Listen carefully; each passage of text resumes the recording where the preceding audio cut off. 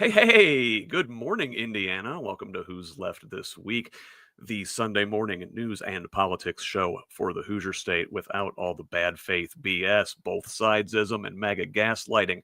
My name is Scott Aaron Rogers. I am broadcasting from Bloomington.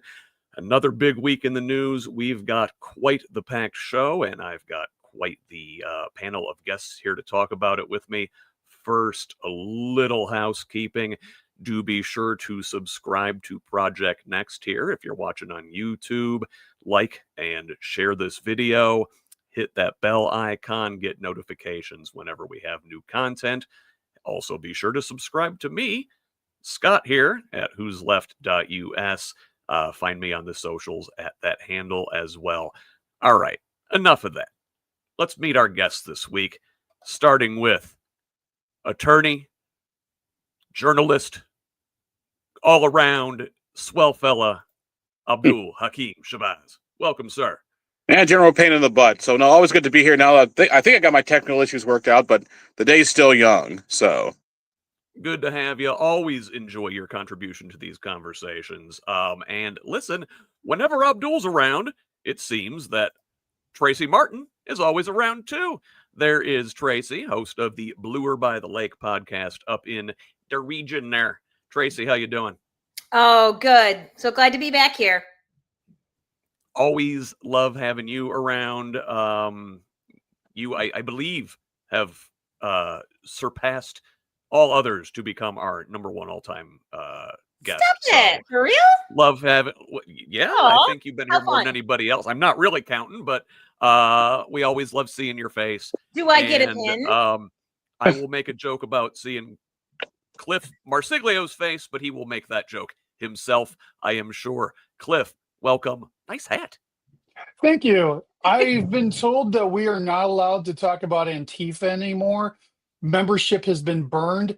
So I have the official Indiana Jones hat. So if you're looking for inspiration of who to punch, always ask, who would Indy punch? He punched Nazis, just so you know. Yes, hey, yes, he did. Calling somebody a Nazi as a hate crime, Abdul. I need you to stop with the hate crimes. Hey. I'll only call you a Nazi if you're actually a Nazi. So that's what we're going to talk about. That's our one big thing today, in a way. Not Nazis necessarily, but what we're allowed to call people and what we're allowed to say in public over the public airwaves or anywhere else for that matter. So, listen, let's begin this week. Let us start Indiana, and I'm going to open up our Indiana portion of the program in jail.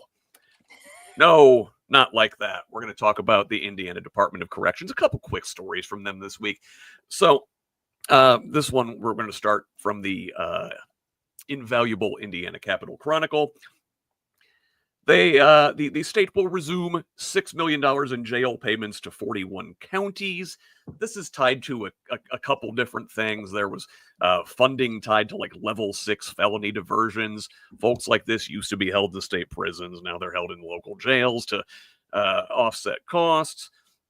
Additionally, there's also reimbursements for jail holds where inmates who have been convicted of state crimes remain in county jails until the Department of Corrections picks them up. I don't know. I don't fully understand all this, but what I do see is that, you know, local jails have been sort of in a bind without this money from the state that they really rely on. Now, Abdul, you're an attorney. You come up against the criminal justice system in your work.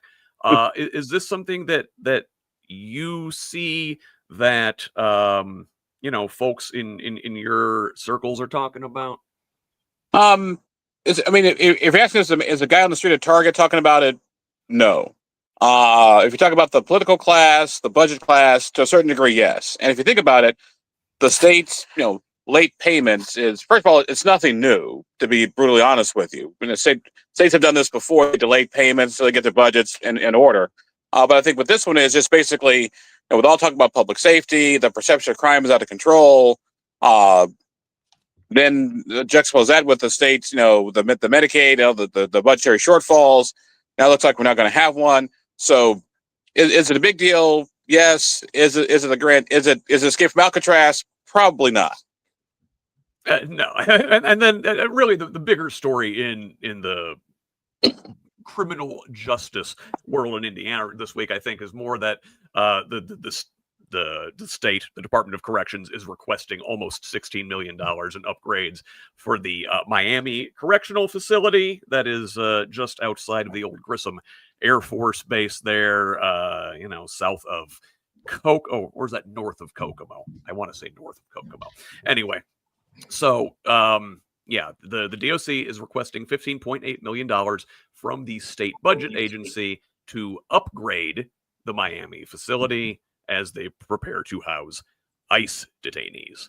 The facility is going to require a series of infrastructure upgrades and equipment acquisitions, and they want to have this done sometime before October 1st. That's when apparently we're going to be housing ICE detainees right here in the Hoosier State. Cliff, we've talked about the constitutionality of this facility before, the opposition from people in the region to this before, but now we're into the apportionment phase of this thing. It's really happening, huh? Yeah, right now here in Marion County, Sheriff Kerry Forrestal is housing about 100 ICE detainees a day.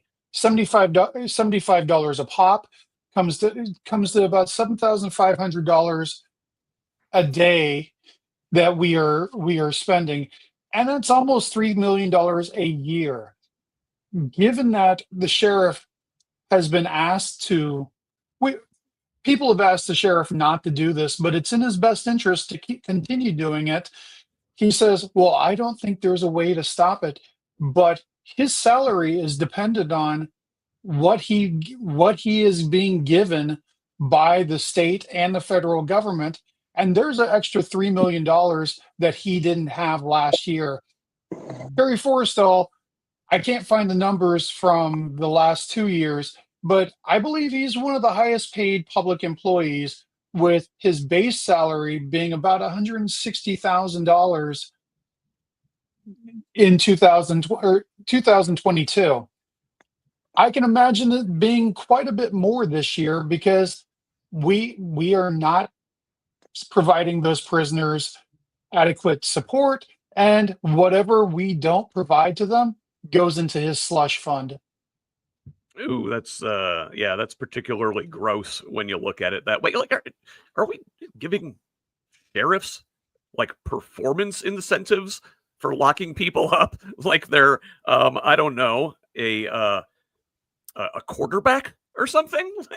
I don't know. You see that stuff in sports contracts or 100%. I mean, just like when you talk about folks who are constitutional sheriffs in Indiana, as well as constables, their salary is dependent on how many people they can get into their facilities. Okay, so let's pick up on this a little bit for people like me for whom this is brand new news and it's gross. All right, so ICE is paying all this money for prisoners to be housed at our expense. We are the ones that determine what care they get, what food they get, what kind of bedding they get, all of that, all of the things that make them be able to be living beings in our care are under our control. We get $3 million. Did you say a year from a year? That is just Marion. That is Marion County alone. Marion County alone is getting this. So, and who controls that money? It goes directly to the sheriff's department. The sheriff gets to choose how it's allocated. Whatever extra goes right directly to his salary. So there's no stopgaps between his salary and that money. If he wanted to say, oh, I can cut these corners here and take 3/4 of this and throw it in my bank account, nothing would stop him. And that's exactly what happens in most of these jails. When you find jails are being underfunded, it's almost always a sheriff who's looking at his bank account saying, Shut I would up. do better. Yeah. Well, and I can't speak for Forrestal, but we do have multiple cases of corruption in various sheriff's departments across the state. I do need to move on here to our next story. And let's talk about other gross things and the continued redistricting push from the Trump administration. Basically telling Indiana to get their butt in gear and steal the old guy a couple of extra seats in the House of Representatives in next year's election. So this week, Governor Mike Braun, floated a potential November special session for redistricting here in the Hoosier State. Speaking on Fort Wayne's WOWO, he said the state is, quote, in the process where we will evolve in that direction, and continued to emphasize, as he has in recent weeks, that he wants Hoosier legislative leaders to take the lead on the issue. Translation, I don't want to get blamed for this. So he says he wants it to be where it wasn't forced upon our legislature. Have our leaders talk to their own caucus members. Some have already changed their point of view when they look at what good comes from it. Now, he says, I think eventually we'll get there. And this is the key quote from this interview. He says, if we try to drag our feet as a state on it, probably we'll have consequences of not working with the Trump administration as tightly as we should. Tracy. This sounds like, number one, Braun's passing the buck. He's saying, it isn't me. I want the legislatures to Yeah, you legislators guys. lead You this. bring it to But me, but also, you're right. listen, if we don't roll over, we're gonna get shaken down by the Trump administration. Yeah. Yeah. Oh yeah. That's the most mealy mouth thing I've heard from a MAGA in a long time, and it's delightful because they're running into the same problem that all the Republican legislators are. They do not want this. And not because they don't want to deliver a few more seats to the Orange Cheeto. What they want is to protect their districts. And they know we've already been gerrymandered to the point where any further tampering, those Democrats have to go somewhere. So no matter how you redraw the lines, you cannot make safe gerrymandered districts anymore because it's already been gerrymandered so much. And again, I'm going to say this till I die. Indiana is more purple than people think. When you get down to the granular level, you look at county by county, by city, the vote counts are razor thin in so many places. And they are one toll road, one Medicaid cut, one bad choice away from this state going blue again. So I say again, bring it. And I'd feel bad for Braun if he wasn't such a piece of shit. So, you made your bed. Enjoy trying to navigate this nonsense. Abdul, a lot of these guys are your average Indiana Republican legislators trying to come back for a special session in November. No. They don't want to work extra, do they? Okay. Here's what's going on here. And I have a little bit of a different perspective than the other panelists because I kind of live this stuff every day. I was actually working on this a little bit earlier this morning for the show today. In a nutshell, here's what's going on. Trump wants redistricting because he wants to get a couple extra congressional seats. Okay, fine, whatever. But here's the problem with that. And first of all, the Speaker and Senator and Rod Bray, they have no appetite to do this whatsoever, period. None whatsoever. I know that for a fact.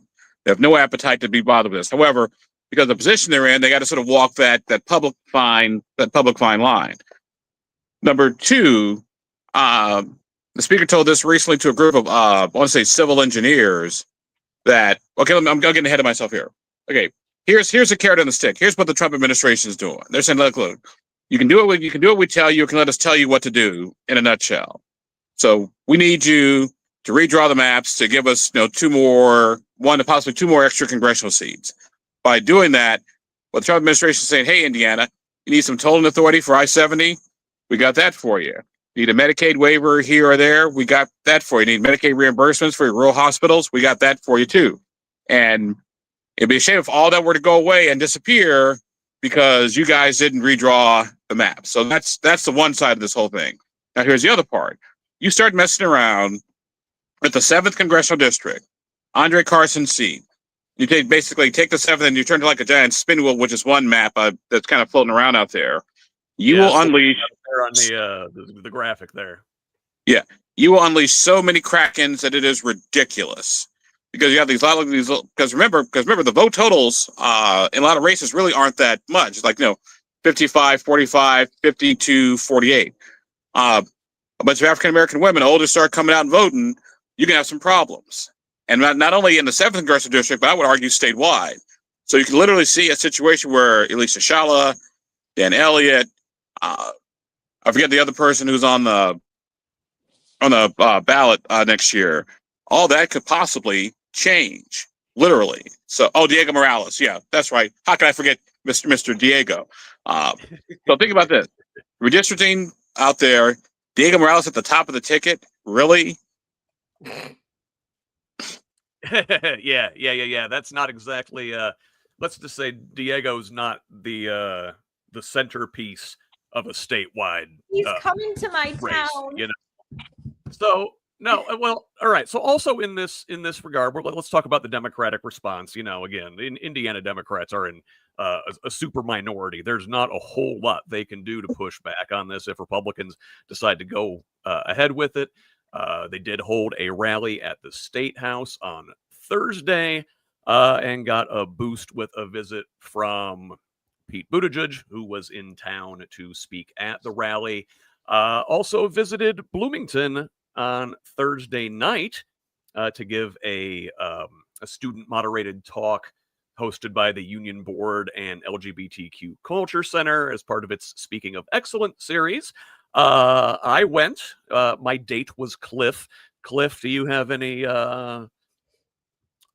thoughts from Buttigieg's lecture that night, or perhaps his speech earlier in the day at the State House? Unfortunately, I was at Indiana University while he was talking at the State House, only to rush down to Indiana University, Bloomington, to see him speak later in the night.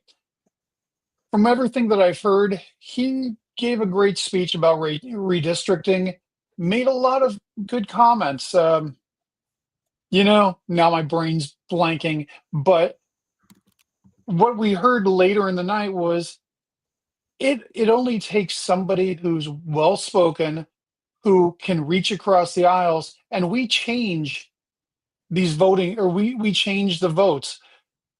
Pete won in a very Republican area, and he won several times because he comes from a background that relates to the right, even though he is a gay man. Being a gay man in the military, well-spoken, who can listen to somebody who tells him off and then still comes back and says, I'm going to help you, goes a long way. He had a really good quote during the event Thursday night where he said, about growing up gay in Indiana. He says, I've never automatically felt that I was in harmony with my surroundings. And so, he had to learn how to navigate those dynamics, and that's resounded to his benefit down the line here. He's really effective communicator, and he's especially good as far as Democrats go in speaking to the conservatives. Like he's great on Fox News. Let's stay on campus, Cliff, and talk about the massive drop in international enrollment at both IU and Purdue. This is from Axios Indy. So enrollment is down across the country as international students continue to contend with visa issues, travel bans, and concerns about the Trump administration's immigration crackdowns. So Indiana's nearly 30,000 international students contribute around $1 billion to the Hoosier economy. Purdue, which leads the state in international student enrollment, saw a decrease of nearly 15% across their entire system. IU, about 14%. So, international students and graduates grow the economy, create jobs, and they benefit U.S. born students as well. Abdul, comments on this. From an economic standpoint, if you look at nothing else, this is going to hurt towns like Bloomington, like West Lafayette, like South Bend, perhaps. Well, as someone who's been teaching for almost 25 years, and a good chunk of that here in Indiana, I've never had a problem with occasional language barrier. Never had a problem with an international student, whether it was Ivy Tech, University of Indianapolis. I mean, you name it. And the University of Indianapolis, we have a large international body of students, and they work hard. They want what everybody else wants. Good jobs, good schools, good credit, good everything. And this thought, or this sort of dog whisper that these immigrants are taking stuff that belongs to regular Americans. No offense, but if regular Americans would do more, and there is a finance and science and STEM technology, that problem kind of solves itself. Because remember, college enrollment in Indiana had been dropping for a while anyway, and enrollment hadn't been where it's supposed to be. And so, if I have an international student wants to come here, wants to work and be a good citizen, why deny them, and why make anybody feel unwelcome? Obviously, we'd have a talk about civil dialogue in this country, but why make anybody feel unwelcome and not want to come here, particularly when you get paid by the student? In a nutshell. Oh, especially Abdul, and I'm glad you brought that up because, so I guess international students make up something like 6% of the enrollment at Indiana colleges and universities, but pay 28% of the overall revenue because these are folks that are paying full price, whereas a lot of your in-state students are getting some sort of financial aid. International students subsidize the rest of us, and I think at the end of the day, you can put all your xenophobia aside. It's good for our communities. It's good for our universities. It's good for our state. I want to move on to talk about one more quick little state initiative that popped up this week before we spend the rest of our Indiana segment talking about the growing data center problem. So I don't think data centers are a problem, and I'll explain why. Well, we will get there. But first, let's talk about this Power Up Indiana workforce training program.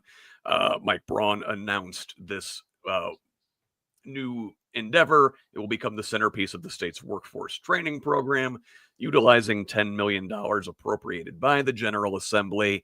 The goal is basically to reimburse companies that train existing employees into new positions. That will result in at least a 25% wage increase. The reimbursement rate is up to $5,000 per employee and $50,000 per company. So now, again, no complaints. We need more workforce training. Absolutely.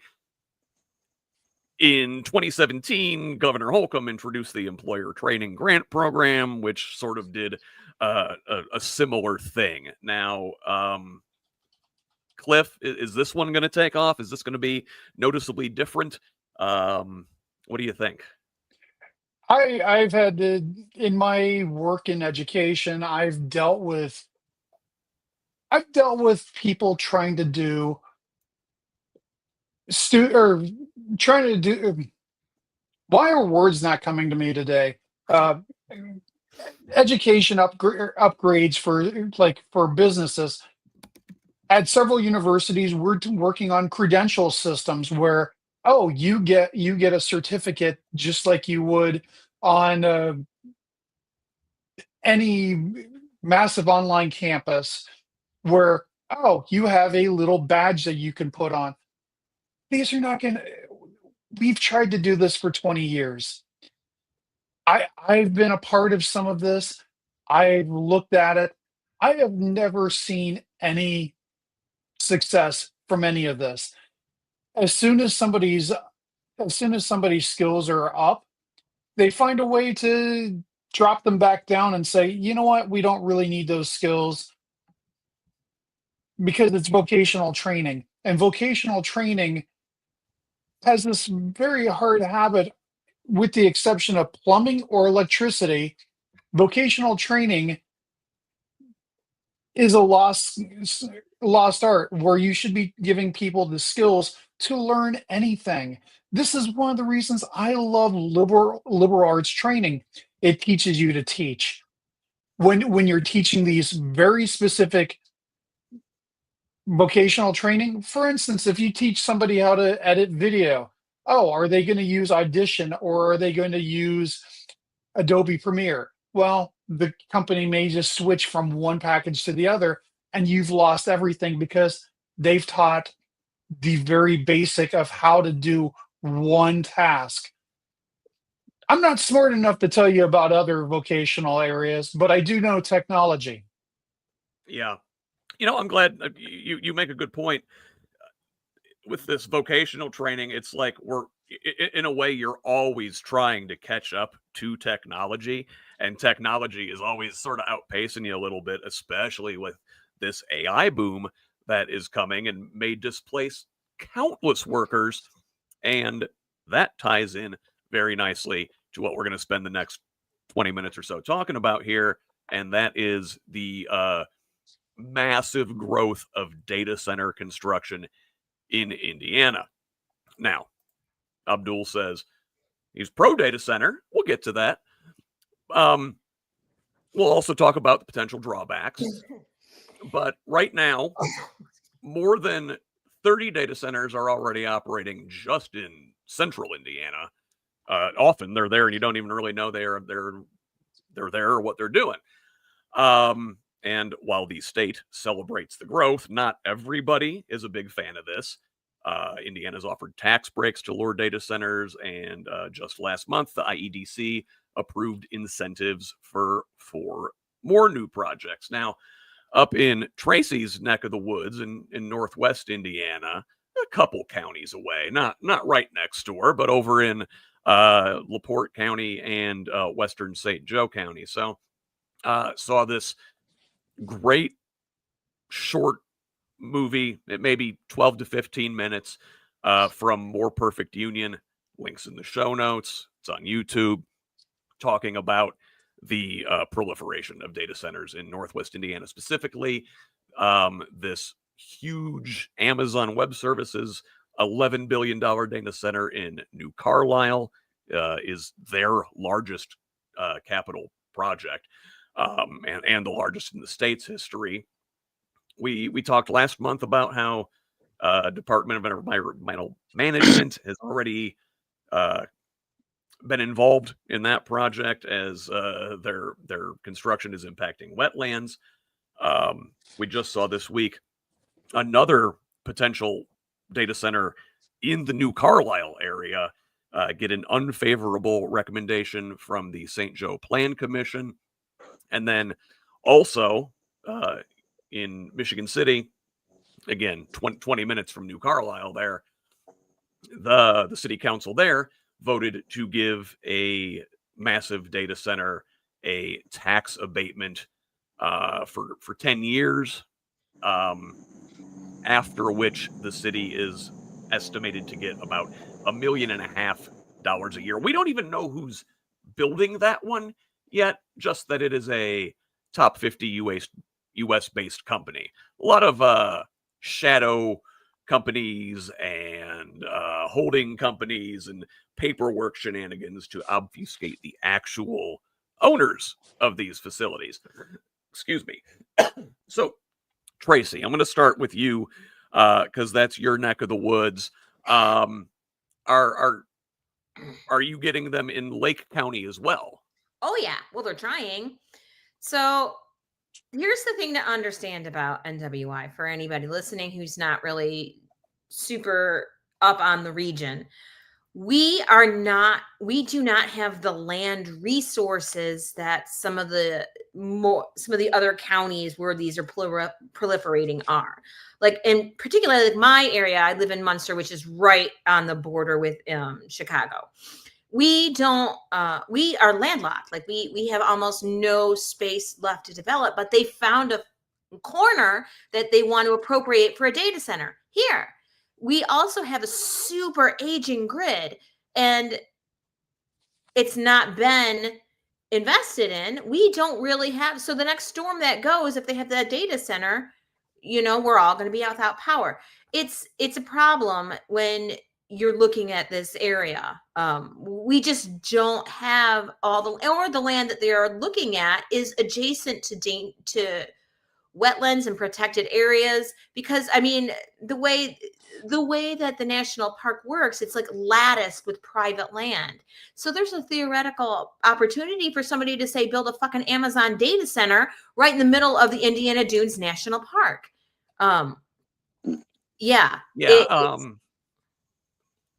So Cliff, Indianapolis also has big data center controversy right now, right? So Yes. there is a development on the southeast side of Marion County that is up for a vote before the city council there. This is a 467 acre hyperscale Google data center that is supposed to bring $1 billion of investment into the community, but also has a lot of potential drawbacks. Now, the people in that community do not want it there, and Republican councilor Michael Paul Hart, who represents that area, has come out as a strong no, as have 16 other members of the city county council there in Indianapolis. Bipartisan, Democrats and Republicans alike. Now, of course, they're not necessarily tied to their public statements. They could vote a different way. That is tomorrow, right, at the city county council meeting there Monday night. Now, so lots of electeds, lots of locals don't want this thing there. Franklin Township Community Schools flipped their positions earlier this week, and they wrote a letter of support to the counselors. Now, Hart says that on social media that the school accepted a buyout from Google in exchange for their support. So really only one person has really been vociferously for these data centers, and that is Ron Gibson. Counselor Ron Gibson, who also has said that there might be another one coming to the east side at an abandoned old drive-in movie theater. Cliff, talk about data centers in Indianapolis. So the one on the south side, I got to watch Michael Paul Hart give an impassioned speech to a largely socialist crowd. I could not believe how bipartisan it was when you have the furthest right person who is also, by all means, a tech bro, speaking out to the socialists, and everybody was eating up his words. This is how hated these things are. People know I'm an AI first person. I sold one of the first AI products for Indiana University in 2000 to the College Board. If you took the SAT, you might have used my software to assess your writing skill. You may not even know this. I don't feel bad about AI. I do not believe that these data centers are a good thing, though.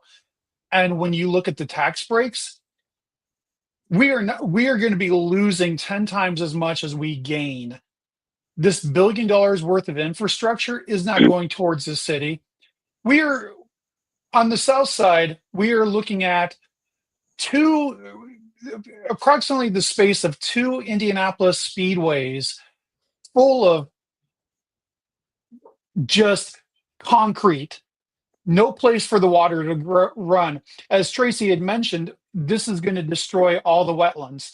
We have been talking about We need to figure out a way that we can find the money that used to go to soybeans. We lost $700 million in soybeans that are rotting on the ground this month right now because we aren't selling them to China anymore.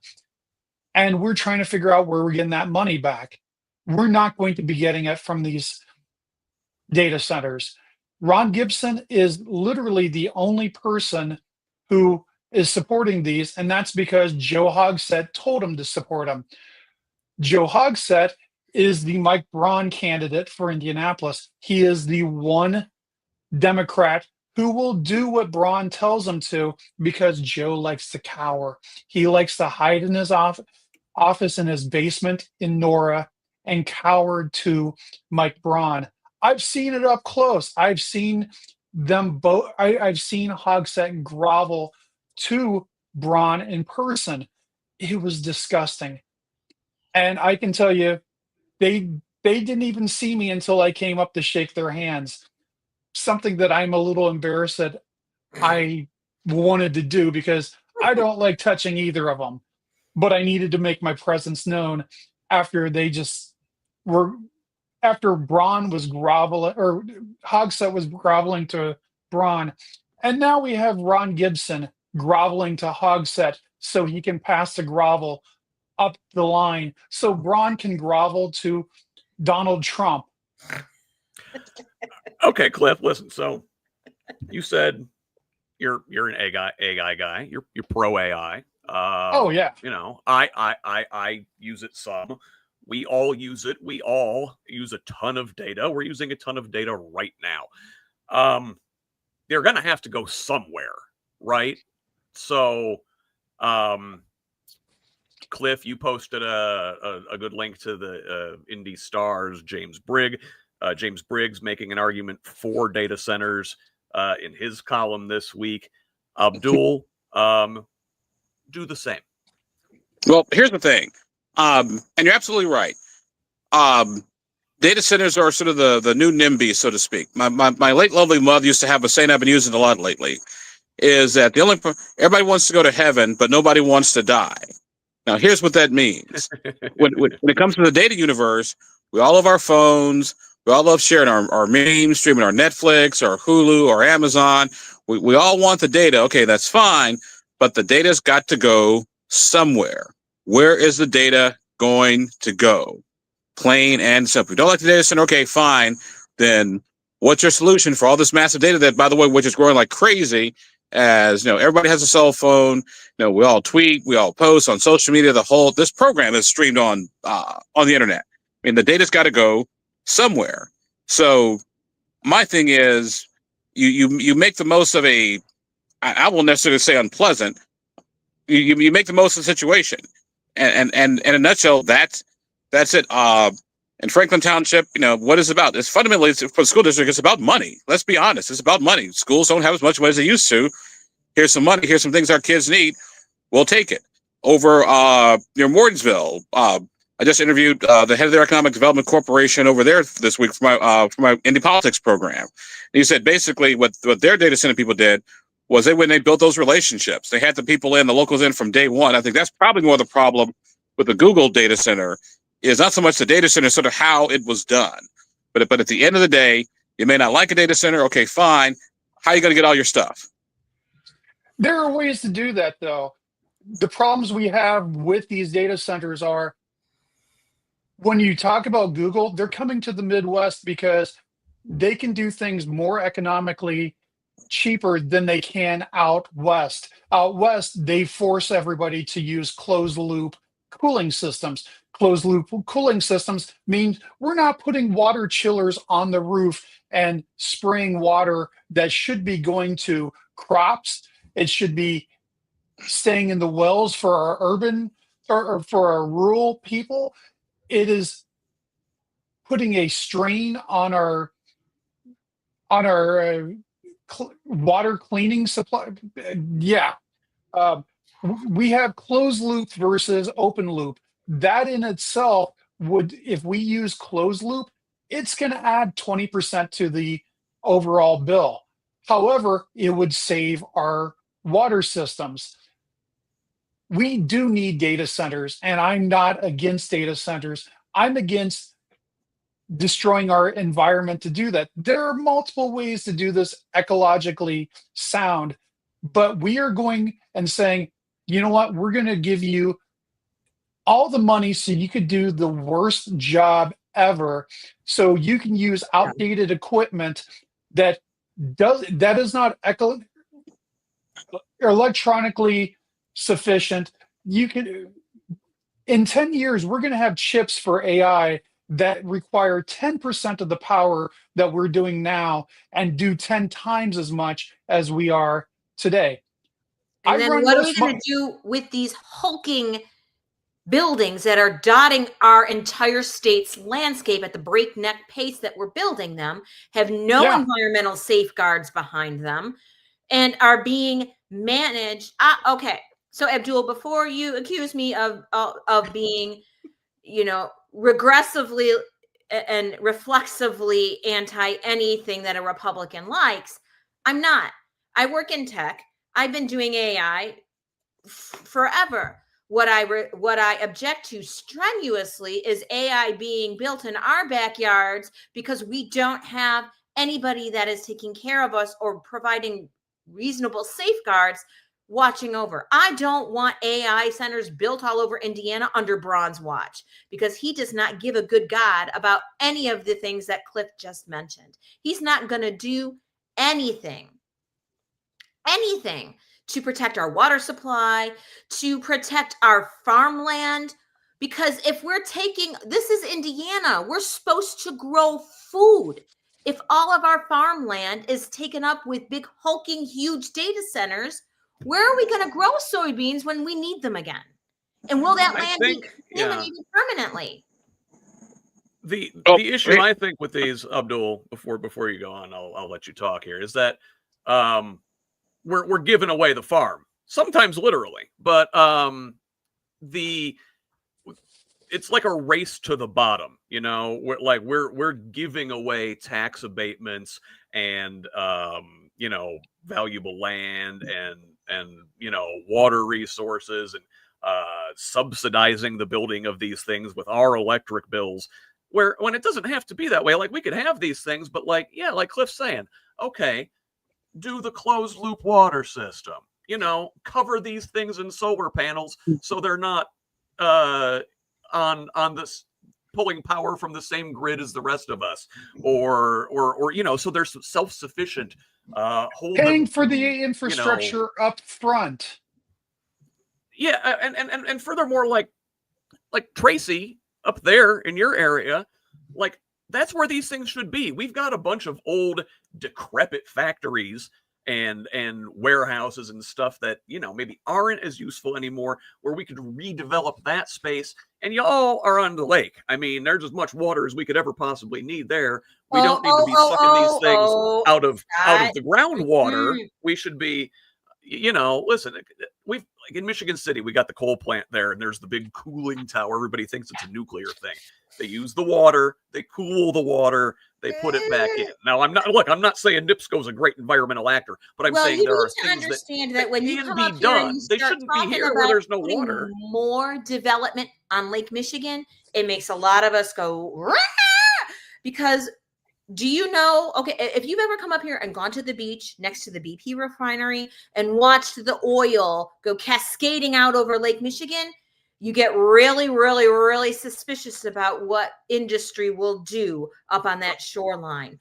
I'd rather have a data center than an oil refinery. Well, yes. Again, oh yeah. If you take BP away and put a data center there, I'm with you. They're not going to do that. And also, again, I don't want any more development along Lake Michigan unless it's being managed by an administration that cares about environmental quality. That Lake Michigan is something that we protect. It is one of the largest reservoirs of fresh water in the world. It provides the drinking water for people in 3 states. There's 4 states. You're right that yes, NWI has more land that would be better suited to developing out as data centers. But again, it has to be done with the sort of planning and care that Cliff is talking about, with people that are putting in environmental safeguards. Why can't we have, even with Lake Michigan right there, why can't we have closed loop cooling systems? Why can't we have noise abatement guarantees? Why can't they be required to restore certain amounts of wetlands for any wetland places that they're taking, or put in money to wetland development or parks in the area? We could have data centers in Indiana, but we're not going to have them in the way that they are getting them in more well-managed states. Yeah, Abdul, thread I that think needle. that Sure. First of all, like I said, number one, why do we need the data center? For the purpose we're here today. We're streaming. We're having a civil, thoughtful, no one's shooting each other conversation about data centers, the whole 9 yards, and we're using data to do it. And this data is probably going to be somewhere in a data center somewhere. That's kind of point number one. Point number two, I'm going to push back a little bit on my good friend from Northwest Indiana's, because I grew up in Chicago, so know all about Lake Michigan, the whole 9 yards, and looking to get in a little place up in Michigan every once in a while to buy comic books and relax with my edibles. So I can totally appreciate, the lakefront, the beaches, the quality of life scenery that's there. However, folks, I go back again. The data's got to go somewhere. Where's data going to go? Matter of fact, there was a forum this week, the Indiana Fiscal Policy Institute. I'm a member. We talked about Indiana's energy usage and water, and the 800-pound gorilla in the room was, guess what? It was the data center stuff, because that's what everybody wants to know about. Now, how these data centers are going to impact our energy usage, the whole 9 yards. And the conversation I had with one of the executives, and I take his word for it, unless I see evidence to the contrary, is Abdul, the data centers are a lot more sustainable than they were in the past. And it's like technology, it's like everything else. Things get better with technology and with time. And we're in the early stages of these data centers right now. So I think the questions that are being asked about energy use and tax statements are fair questions, but at the end of the day, the data's got to go somewhere. Yeah, Cliff. And I gotta say this. Yeah, I gotta say this. If we don't build these data centers, where's Beckwith going to get the bandwidth to make more nude models of women across Indiana? If we don't have Beckwith making every woman in this state nude and perfect breasts, because that's what he cares about. He wants to use his Christianity to show breasts off in his office. we didn't even get a chance to talk this week about the frat house culture in the lieutenant governor's office, but who has a great story about that? Mr. Abdul Hakim Shabazz at indypolitics.org. Interview with former LG office employee Aaron Sheridan. Good stuff over there. So Thank you. let us move on and talk about this week in the national news. Now, obviously, the big story from the week is the continuing fallout of the Charlie Kirk assassination and the free speech fallout from that. Now, again, that's our one big thing. We'll talk about that here in the last third of the show. But there was other news in the United States this week, and we will start with Secretary of State Marco Rubio on a jaunt to the Middle East in response to last week's Israeli attack on Qatar, to U.S. allies in getting involved in a skirmish. So Rubio on Monday went to Jerusalem to meet with Israeli Prime Minister Benjamin Netanyahu. In that meeting, in addition to discussing the issue with Qatar, Netanyahu also apparently asked the U.S. to press Egypt on their military buildup in the Sinai Peninsula, which Netanyahu claims are substantial violations of their 1979 peace agreement. I had not heard that one until this morning, so interesting stuff there. The Middle East, it's always just waiting to boil over. Rubio from Israel went to Qatar to talk with them about the incident, effusively praising the Qataris, saying that they are the only country that can mediate an end to Israel's war on Gaza. this is shortly after he warned that there was only a short window remaining to secure the ceasefire. Meanwhile, on Tuesday, Israel announced that it had started the main part of its ground operation to control all of Gaza City. They made that announcement conveniently right after Rubio left Tel Aviv. Tracy, I haven't heard from you in a minute. Thoughts on Middle East, Rubio, Israel, Qatar, real quick. Well, Qatar is not going to necessarily be the best suited to solve this dispute if Israel continues to bomb them. The logic gap here. I guess where I really want to go with this, whenever I start thinking about the Middle East, and then over in Europe with Russia and Ukraine, it's really funny to think back to Trump's promises that he would end both wars within a week. If you got all the authoritarians working together, theoretically they can get things done. And you got your Trump and your Putin and your Netanyahu and your various emirs and sultans and whatnot from over there. That Stogie Club just isn't working. Yeah, they're not. Everyone seemed to think that, well, at least Trump seemed to think that he would magically, all the authoritarians would, they'd all sit down at a country club and have a little chit chat, and then all these world affairs would go away, poof. But apparently, authoritarians like to authoritarian on their own terms and time. And so we're not seeing these magical resolutions that were promised. And in fact, things just keep getting worse and worse and worse. So I think we're all just waiting for the inevitability of spreading war and conflict in the Middle East, because Trump is not managing to. And if Trump can't do it, Marco Rubio can't. So, good luck with that. If we get through the next 10 years without a major war in the Middle East, I will be shocked. Pleasantly surprised, but I would like that, but I am not confident. Let us stay in international diplomacy and talk about President Trump's second state visit to the UK. Now, normally they don't do this. They give president one state visit and that's all. But new monarch, who dis? So they give him a second state visit with King Charles hosting this time. So the president was greeted Tuesday night to Windsor Castle by a group of political activists projecting giant images of Trump and his buddy Jeffrey Epstein on the side of the castle. 4 people Prince Andrew in there too for this stunt. There was some Andrew in there too. Yeah, Prince Andrew, Charles' little brother, also a notorious friend of Jeffrey Epstein. Andrew likes to get into things he should not be getting into. Yeah, I was going to say, before we talk about the meat of his visit, just thoughts on the stunt. I know you enjoy a good political activist stunt. Yeah. I don't know what you're talking about. I have never orchestrated any political stunts in my life. None.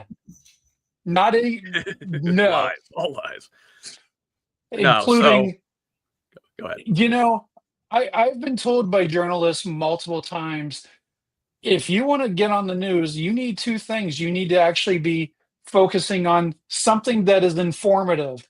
You need to tell somebody a story, but you also have to make it interesting. Because let's just face it, most people watching the news, they don't give a fuck. They want to see entertainment in the form of news. So you have to be a little over the top. And I disagree. I disagree. Someone's been in the news business for a while. People pay attention to what's relevant to them, what's relevant in their life, what's relevant in their universe. And I always argue, as a news person, journalist, my job is to explain to you, okay, either A, here's why you should care about X, Y, Z. Now, my audience is a little bit different because my audience is basically the political class. So our perspective is a little bit different than, say, our friends in Indiana Capital Chronicle or the Howard Report or any news organization right then and there. But at the end of the day, the point of news is sell advertising, and I sell advertising by making whatever I'm talking about relevant, which is why still the local news is the most watched thing live on television. People don't usually record the news to watch it later because it's already kind of old and past. But the one thing that's still live is local news, and local news still matters, but it's got to be done in the right way to make it relevant to regular people. Period. But if it bleeds, it leads. So, I mean, like the attention grabbing thing still goes first, right? It and, does. I mean, this certainly grabs attention. So listen, the next day, after Trump's lovely greeting, the next day, I wish you could have seen his face. Trump and Melania and her hat flew to Windsor by helicopter, where they were greeted by Charles and Camilla, and a royal salute was fired and in Windsor and at the Tower of London, and the king invited Trump to inspect the Guard of Honor. Unfortunately, he did not invite him to inspect the Tower of London and then leave him there. And then Wednesday night, a traditional state banquet was held in the president's honor, attended by guests including Rupert Murdoch and Apple boss Tim Cook. From there, the president and first lady, actually, no, the first lady stayed behind. The president traveled to meet the prime minister at his country house Chequers in Buckinghamshire, where he was greeted by Sir Keir and Lady Starmer. And the two negotiated signed a previously negotiated trade pact, which would see billions flowing in both ways across the Atlantic. The majority of U.S. investment to the U.K. coming from private equity firm Blackstone, as well as Microsoft and Google. UK getting them some data centers too, Tracy. Yeah, maybe they can put one on Stonehenge. There you go. Yeah, well, yeah, absolutely. So I don't know. Does this accomplish anything, or is this just Trump basking in the royal pomp and circumstance, which kind of seems to be what he really wants for himself? Oh yeah, this is just nothing but masturbating Trump's ego. That's really all it is, and the British public is rightfully mortified by this, as they should be. The obsequiousness of it is nauseating. The whole list. It's like it. You'd think that the country of World War II and Winston Churchill would have at least a little bit of pride left in their own sovereignty as a nation, but they're protecting themselves, or maybe they're just trying to distract the baby, and they're putting on Blue's Clues for him. I don't know, but I think that there will be at some point. I just hope that there will be some sort of reckoning for all of this collusion with the Brits offer a very important case study in the decay of a once great empire. I hope we are studying these because we are repeating that track. Yeah. It seems like. Let's stay in international diplomacy with this week.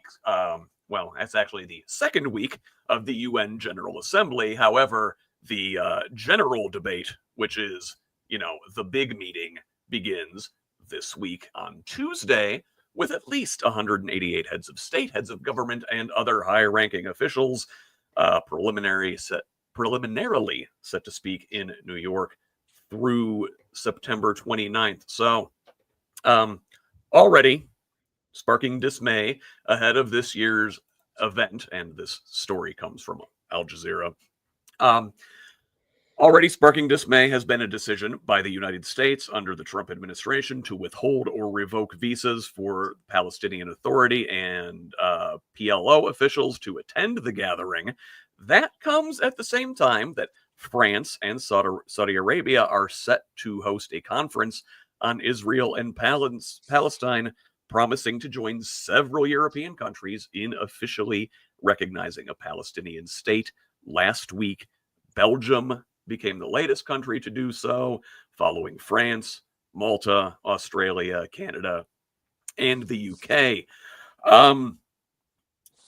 Abdul, thoughts on the Israeli-Palestinian angle vis-a-vis the UN General Assembly, the visa ban, and the recognition from these foreign countries?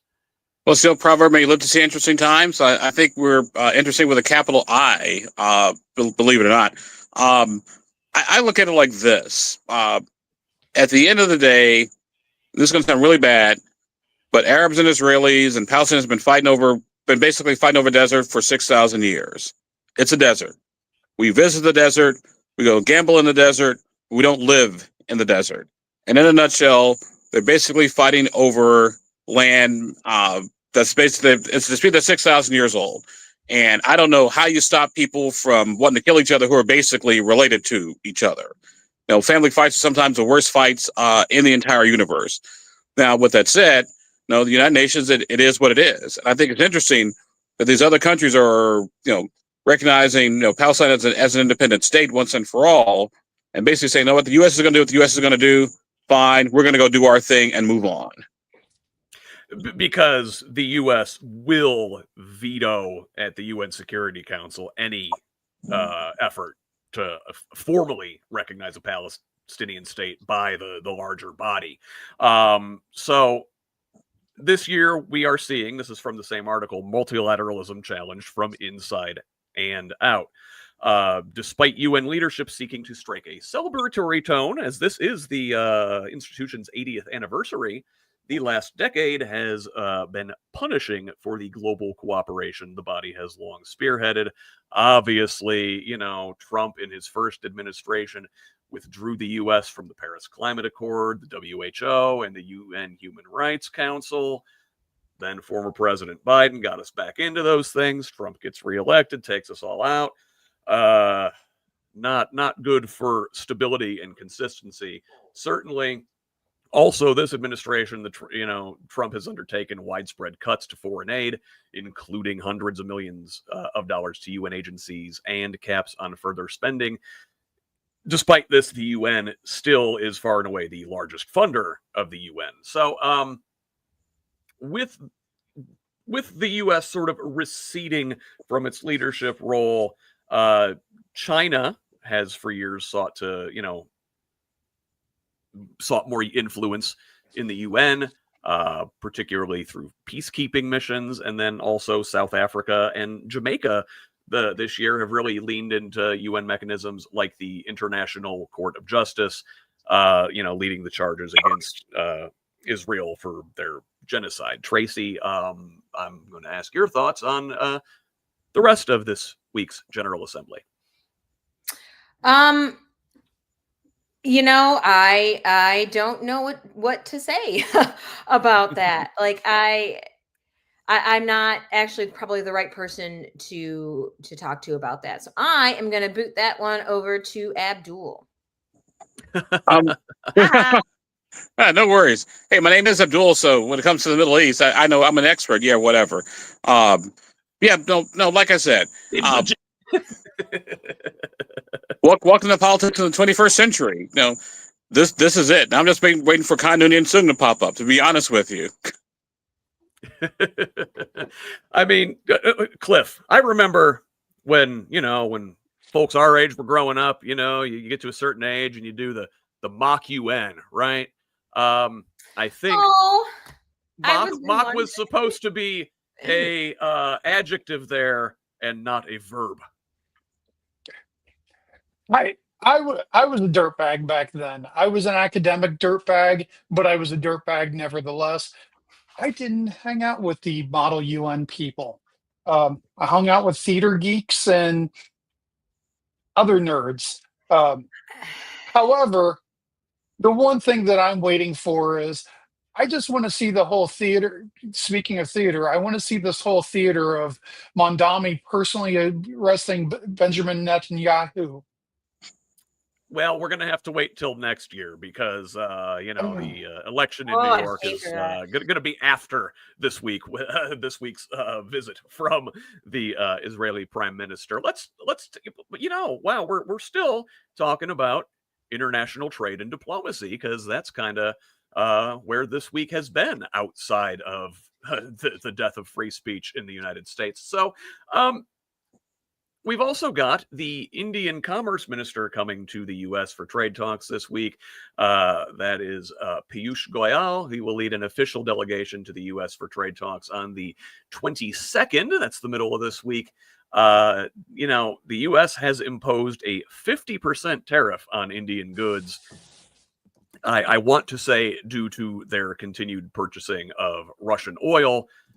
This visit assumes additional significance amid the U.S. administration's sudden decision to hike the application fee for H-1B visas, which is the next story.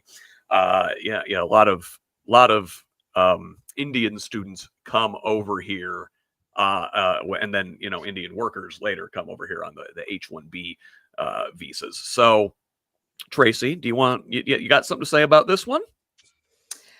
I mean, I think for India and I'm going to dive this over into something that was on my mind earlier. With these foreign students, we're now creating a culture where we've undercut all of the benefits that they've provided us. We've created a nation where we're foreigners and trade partners now feel unwelcome. And when you do that, you undercut everything else that you've done. Who's going to want to send their kid to the United States to be educated here? For two reasons. One, when they get here, ICE might snap them up and keep them for 6 months and you won't hear from them.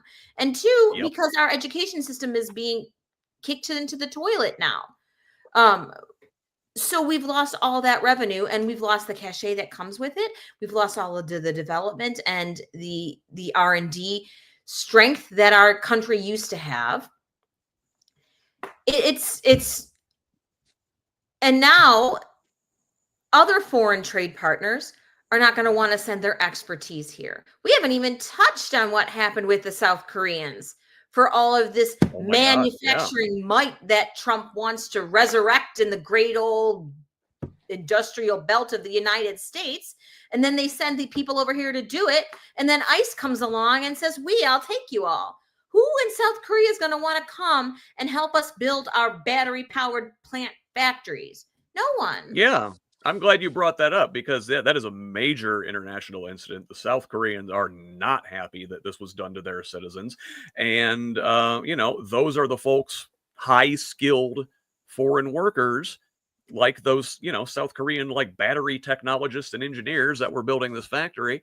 Those are the same kind of folks that are going to use H-1B visas. And companies would, I assume, have to be, number one, wary of paying $100,000 a year now. This is the proposed new fee that the administration is seeking to implement. So let me clarify. The H-1B visa is a work visa. It's not a student visa. It's a different thing. The H-1B work visa is valid for 3 years and can be renewed for another 3. Economists have argued that this allows U.S. companies to maintain competitiveness and grow their businesses, creating more jobs in the U.S. Example, battery stuff. We're behind on that. We need Korean investment, Chinese investment even. They are farther along on their battery technology than we are. So, we need that to jumpstart that industry here. Many companies use these visas to fill their workforces because there aren't enough American workers with these skills to do so. But Trump signs this executive order the other day on Friday to impose this $100,000 application fee for these H-1Bs visas. What he says is an effort to curb overuse of the program. Also, in a separate order, Trump also directed the creation of a gold card immigration pathway that he said would fast-track visas for certain immigrants in exchange for a hefty fee. The policy will expedite visas for foreigners who pay $1 million while allowing a company to pay $2 million to speed up the process for a foreign worker that it sponsors. Cliff, we were talking about the sheriff's office earlier in town and the money they get for housing ICE detainees and how it can become a slush fund for them to use however they want. I see this $100,000 fee for these visas and these $1 million plus gold cards as just another potential slush fund for the administration to do whatever they will with.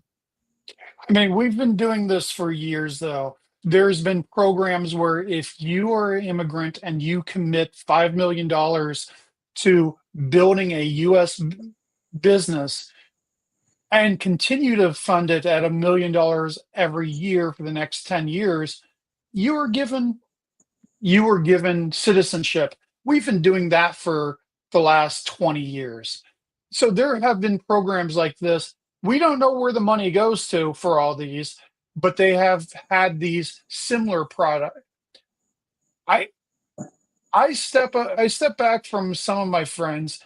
I do think that we need to slow some immigration to making sure that jobs are available to the people coming over here.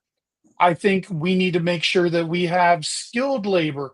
I'm one of those people who believe that if you come here for education and you stay here and we recruit you, maybe all this gets waived because you have been educated in America.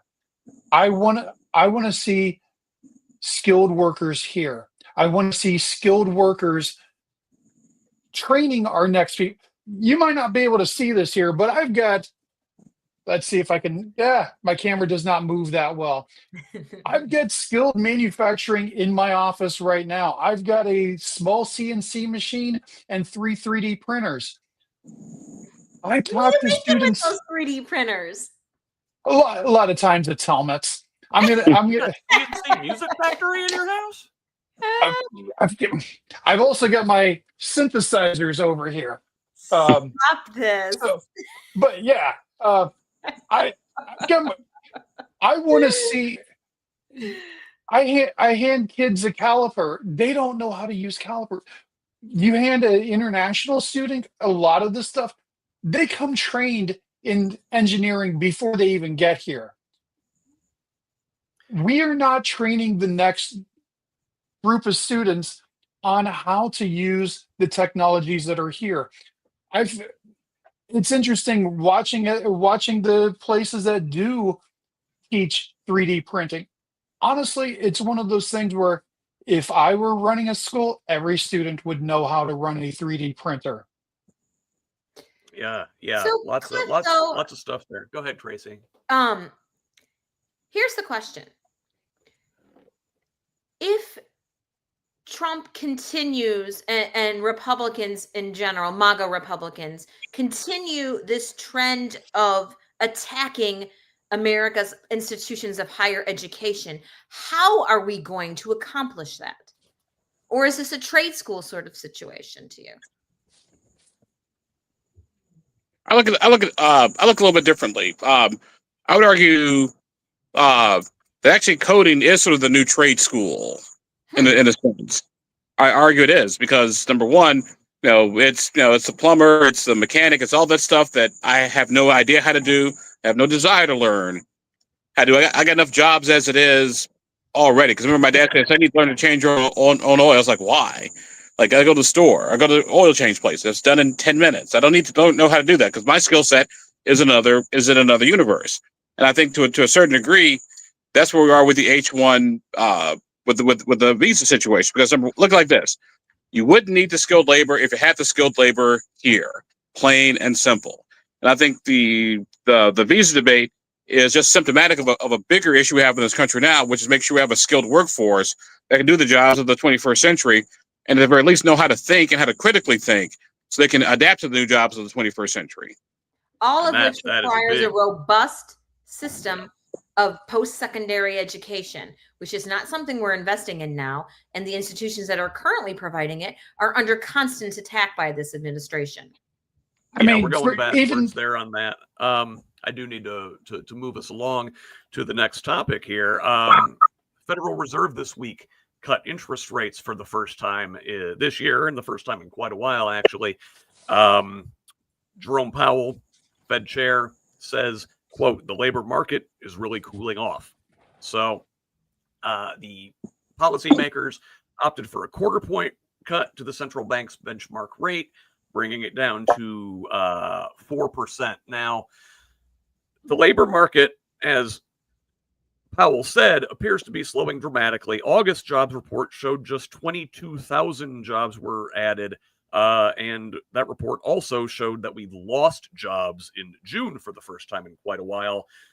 The Trump administration has been putting pressure on the Fed to lower rates, kind of ahead of the schedule. They wanted to do things, but Powell and the Fed had resisted that pressure, saying their dual mandate of both keeping unemployment and inflation low meant they needed to be careful not to overheat the economy and risk a return to rapidly rising prices.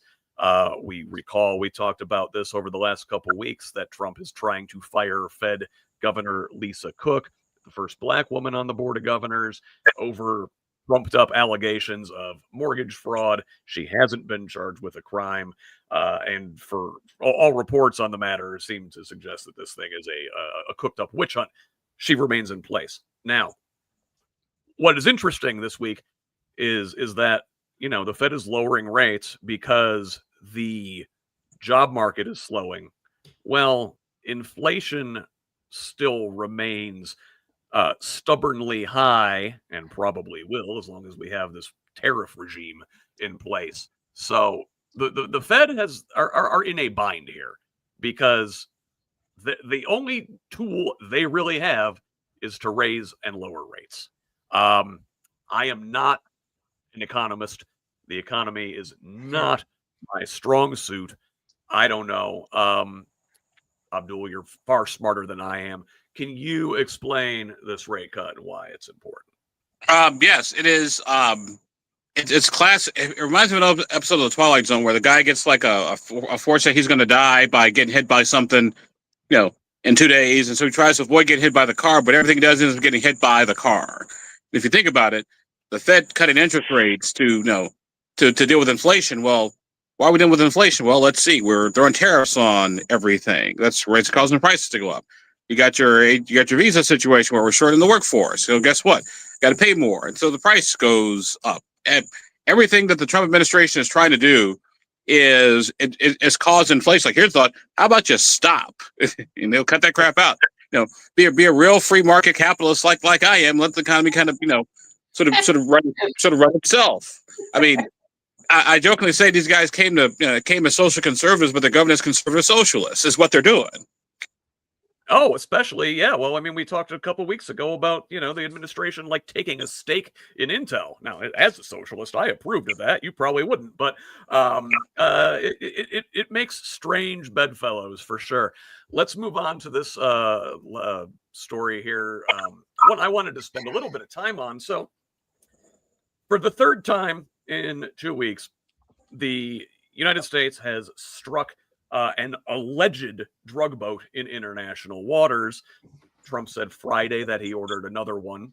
And like I said, this is the third such strike in 2 weeks. The second one this week. Now, according to Trump, the strike killed 3 men who he called narco-terrorists. Now, that's where I want to focus, because we talked a couple weeks ago, or it was last week, about the legality of such strikes and how they're brazenly unconstitutional, and how the right thing to do would be, if these are drug boats, you go, you seize them, you arrest the people, you try them in court, and you prosecute them from there. You don't just execute them with no due process. Why this is particularly dangerous, and I'm going to quote here from Just Security. So, with the Trump administration framing its lethal strike in the Caribbean as just another military counterterrorism operation, Trump referred to those killed as narco-terrorists, and what little formal legal justification the administration has presented repeatedly refers to an unspecified designated terrorist organization. Many Americans and members of Congress, inured by over 20 years of targeted killings of supposed terrorists, may be willing to accept that representation, but the administration's characterization is inapt and elides a vital distinction. The Trump administration tries to cloak this fatal attack in the mantle of the war on terror by using the rhetoric, tools, and trappings of military counterterrorism operations. Yet, the similarities between the Caribbean attack and prior U.S. hostilities against Al-Qaeda, ISIS, and their affiliates are superficial at best. So, yeah, Tracy. So, are these the same thing? No. And, it's interesting because I thought as a country and a civilization, we were kind of against nation states going rogue and attacking ships upon the high seas. I mean, we just, yelled at Yemen and the Houthis about that. So how is this any different? Oh, well, we're allowed to do it. They're not. That's how it's different. That's it right there. Yeah. We're just basically saying we're doing what we want. Yeah. And it's criminal. Cliff, I'm particularly worried in this because here we are. I remember talking about this 25 years ago in the buildup to Iraq. Well, they can just call anybody a terrorist now, right? Mm-hmm. What's to stop them from designating Cliff and his rogue band of bicyclists as terrorists and drone bombing you on the streets of Indianapolis? I guess we're going to be getting into this segment soon, but nothing. There they are. See? Wait, what is this? That is Cliff's terrorist organization. I love it. No, it is not Cliff's terrorist. I found these on the street as somebody was passing them out. I know nothing about these people. Nothing. But you need to find out. I need to find out who these people are because apparently. What's that? Did that say scab? It said SCAR, this Shadow Council of Anarchist Radicals. Well, they can't be much of a shadow conference if they're handing out bumper stickers. It's like these people. It's like these people are hidden in plain sight. They may be even going to city county meetings. They may be harassing politicians. Who knows? They're going to be outlawed pretty soon. They look just like us. Abdul, from a legal standpoint, I mean, this is a very slippery slope. Yeah. Yes, it is, because what happens if you make a mistake? That's always a problem, and that's where the pushback is going to come. Now, I will say this: from a PR perspective, if you disagree with what the president did, I understand that, but good luck. It looks like you're defending basically narco terrorists. So, for my friends who are opposed to what the president's doing, they have to be careful how they frame the argument. I mean, that's what they did us, in after 9/11 in the lead up to Iraq. It's you're supporting the terrorists. Like, no, we just support the rule of law. Thanks. Yeah, but Abdul has a point. It's very difficult to make that distinction. And I remember because I was a student protester down in Gainesville, Florida at the time. My husband and I stood on the corner by ourselves with signs, and people would throw rocks and bottles at us out of their car as they drove by. The idea of terror, it's such an easy label and mantle to apply because there are no defining parameters that everybody can agree upon. We have the greatest military in this world. Given such, we don't need to take shortcuts to bring these people to justice. No. We have warships that cost as much as entire nations. We could go in, capture any of these narco terrorists, bring them back to justice. Get information? Yeah, I want to know where this fentanyl is coming from because on my wall, I have Narcan. I have had Narcan that I distribute throughout Indianapolis. And illegal drugs and and fentanyl and everything else is killing people in my community. I want these people prosecuted.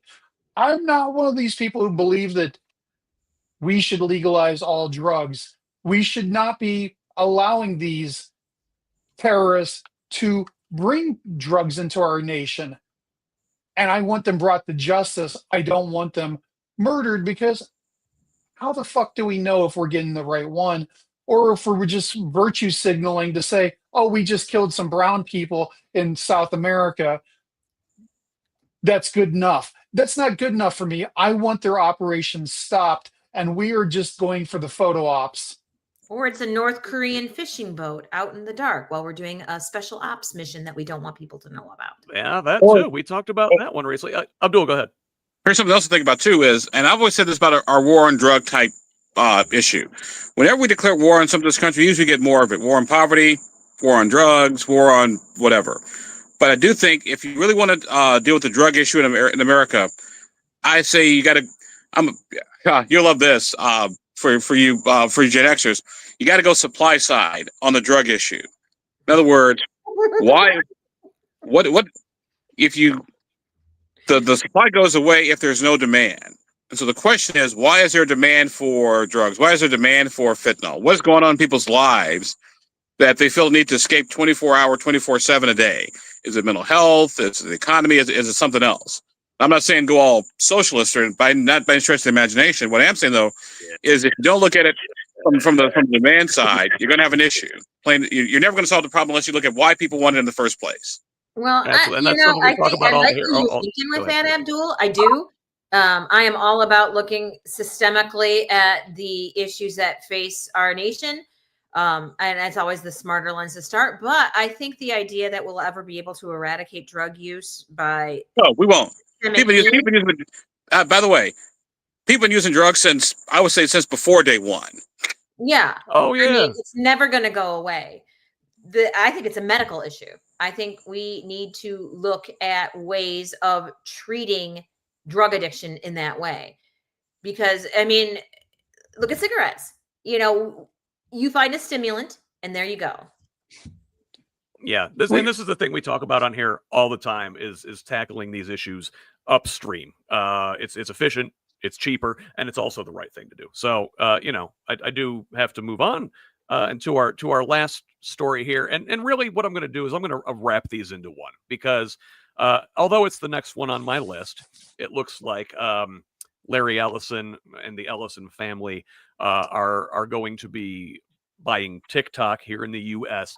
if Trump and Chinese President Xi Jinping can come to an agreement when they meet here later this month. Now, we'll talk about that vis-a-vis media consolidation, because it's an important part of the discussion around free speech. So let us sort of wrap these things into one, talk about the aftermath of the Kirk assassination, the way it's been used to crack down on free speech.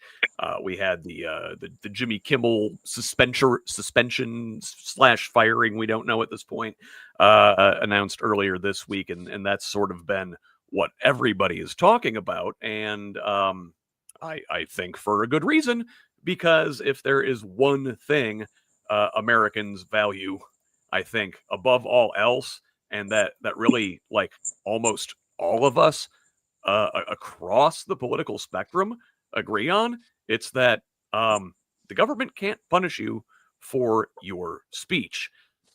So I guess let us look at the Kimmel firing, talk about how that happened, and why it is a very ominous development. So on Monday, Kimmel, during his monologue, made a point, or he was making a joke, and it wasn't even really much of a joke. It was more of a statement when Kimmel said that the previous weekend, Trump and his MAGA gang had been pointing their fingers at everyone attempting to characterize the alleged shooter as anything other than one of them, which, I mean, I think that means just like, another white conservative guy with a gun, which tends to be who does most of these mass shootings or political assassinations. Now, Trump people were livid about this. They thought that statement was out of bounds, offensive, and they demanded Kimmel's firing. And largely, they got their way, but not maybe the normal way you would think about it. So I'll get into that in a second, but first I think I want to get your reactions to the comment. Did Kimmel say anything like over the line? Trump's FCC chair Brendan Carr called his comments truly sick and said he appeared to intentionally try to mislead the public about the shooter's alleged political leanings. Cliff, was Kimmel out of bounds? No, he had the most placid take on any journalist that I've heard. I mean, I'm seeing educators fired for specifically posting in context quotes, long form context of what Kirk has said. We are seeing the largest abridgment of First Amendment speech that we've seen in my lifetime. I'm one of those people. I grew up in punk rock scene. I grew up in scenes where we had I grew up in where we saw the cancel culture come up, but cancel culture comes up from the people. I'm not going to shop at Target because of this. I'm not going to use my money for this. I'm not going to support somebody for this. And I support that. When it comes to the government, we actually had a White House who, on the first day in office, Trump signed an executive order saying he's restoring freedom of speech and ending federal censorship, made a large statement about this, saying that we are not going to be the nation that abridges people's First Amendment rights. It seems like everybody involved in this is violating Trump's executive order. Yeah, well, Tracy, if I recall, that was the reason that young men in particular swung toward Trump in this last election. You're very concerned about getting canceled, cancel culture run amok ever since Me Too, right? You can't look at somebody sideways without getting run out of the public sphere, right? That's what they say. Yet, I mean, this is cancel culture run amok, isn't it? It's really amazing how people value free speech until the person speaking across from you says something you don't want to hear. So I'm going to say something that people don't want to hear. And I am really sorry, Scott, if you can edit this out if you need to. But no, we like them spicy, Tracy. Give it to us. The assassin here was raised in a conservative, Christian, gun-forward household. This is true. It's not up for debate. He is a product of a generation that is notoriously slippery in the way that they represent themselves in speech and online. I don't know what his motives are. They could have simply been personal. It could have been political. Is there really any difference at this point? But the fact is that he was raised in the system that MAGAs are trying to promote as the ideal American household. Make from that what you will. Well, yeah, I mean, so a couple things there. I mean, they whether or not he held their values still at this point in his life, they taught him how to shoot. But if we don't know we don't know what the motive was, and like you attested to, the kids like that are just like perpetually online.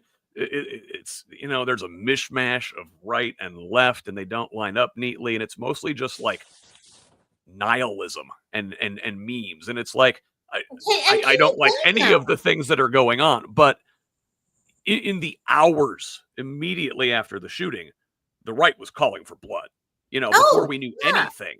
And now, like, and we still don't know. And we could get into like these text messages that were released and whether people think they're real or not. The thing But, is, what I was going to say, the point is, we don't know, and they called for blood immediately, and now that, like, okay, maybe there is like this person was involved with a trans partner, that somehow means like all trans people and their allies are a danger.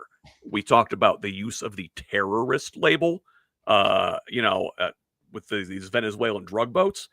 I'm afraid that the government is going to designate trans people and their allies as terrorists. They just designated Antifa a terrorist organization this week. Good luck. I mean, Antifa isn't real, but Abdul, what are your thoughts on this thus far in this segment? Well, first of all, I'll just remind people that the First Amendment protects you from the government, plain and simple. The government cannot control your speech. Now, defamation, threats, intimidation, that's not protected speech. But the First Amendment protects us from the government. Now, when the government starts using its muscle, say, hey, unless you get rid of, Abdul off of WBC, you're not going to get this waiver that you guys need to build XYZ. That's when we start getting into what's called state action, where the initial person, climb down the speech, that's just a pretext, and really it's the government that's doing X, Y, Z. So when the government says, hey, get rid of Jimmy Kimmel or get rid of this late night talk show host, otherwise you're not going to get your Paramount merge that you want, that I got a major problem with. However, with that said, although you have a right to free speech is free, but there are also consequences, plain and simple, because you do not have the right to go to somebody's private business and yell X, Y, Z. You just don't have the right to do that. And when somebody tells me, don't have free speech, like, yes, you do, but there are also consequences to that speech as well. So you got to keep that in mind. There's no joke in radio. You can say anything on the air once, and then that's we can say it one time. Then after that one time, you got to be willing to deal with the consequence of what you got going on. Now, someone asked me, are you worried about being canceled? It's like, people are trying to cancel me for 30 years. I'm still here. I'm glad you brought up the distinction with the government versus the private organizations, holding you to the consequences of your action, because that I think was always the thing about this whole cancel culture argument. It's like, no, you're like, no one's taking away your right to free speech. The government isn't punishing you for like being an asshole on social media. You just don't want to live with the consequences of it from your family or your employer or whatever. Now, in this case in particular, the pressure to cancel Kimmel came from like the local station owners. It came from Sinclair Media, which owns television stations all over the place across the country, including several in Indiana. They are a right-wing ideological organization, and there are plenty of receipts to show for it. Likewise, another big owner of local television stations, Nexstar, also pressured ABC. We call Nexstar Death Star. Kimmel. Yeah. So no, Nexstar, not Death Star, not yet, not until their merger goes through. But these companies own a bunch of ABC affiliates across the country, so they put pressure upward on on Disney, which is the owner of ABC. Well, it it turns out that, okay, so Sinclair, we know they're ideologically motivated. Nexstar, I don't know if they're ideologically motivated, other than, they're ideologically motivated to make more money, and they want a big merger approved by the Trump administration to merge with a company called Tegna, which is a weird company name. If you combine Nexstar and Tegna, they're going to merge into a company called Smegma. Do not look that up if you don't know that word. Now, I do. that was a joke. They're not really going to merge into that company, but I joke because this is very serious. So these companies, have business before the FCC, so they put pressure above on the Disney execs. Now, look, the Disney executives were like, I don't know, man. I don't think Kimmel did anything wrong. He didn't violate our terms and our standards and practices on the air. He didn't say anything, highly offensive. But all of their affiliate owners have the ability to put a lot of financial pressure on them, right? And this is why Jimmy Kimmel is actually looking at litigation, because once again it goes back to that whole state action issue. It's the government using its power, using its influence to clamp down on American speech. Like I said, we're not talking defamation, we're not talking about threats or not about overthrowing the government. We're not talking about that. It's about the debate that we have. Now, is late night television a place to do that? 6 in one hand, half a dozen in the other. We can argue that. But there's no argument that when the government starts clamping down on speech, regardless of how it does it, whether left or right or whatever, we got a problem. Yeah. Well, and I guess that, they would say, oh, listen, the government's not cracking down on speech. This is a private decision by, Sinclair and Nexstar and Disney. The government's not. Tell that during the deposition. Yeah. Mhm. Well, here's the thing. I mean, number one, Trump went out there and called for Kimmel's head, before his show was over. The FCC head did too. FCC, yes. So did Brendan Mhm. Carr, Trump's Openly, FCC chair. publicly. And that, I think, legally is where you run into issues, because there you do have a government entity, the FCC, saying this guy should be pulled. Now, did they order it? No. Did they apply pressure? Yes.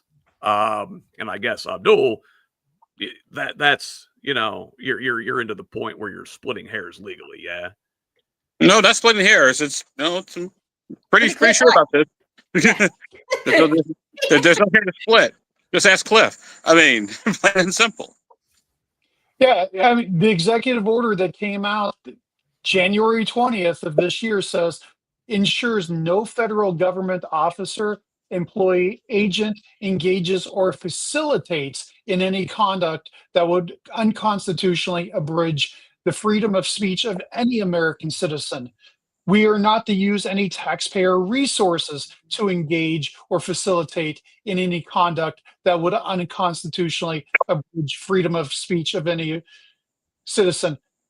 And we're going to identify and appropriately take action to correct past misconducts of the federal government related to censorship of free speech. This is plainly spoken. This is not even lawyer speak that I would have to talk to Abdul about. This is plainly spoken words in this executive order, probably written so Trump could actually understand what it was, because we know he's functionally illiterate.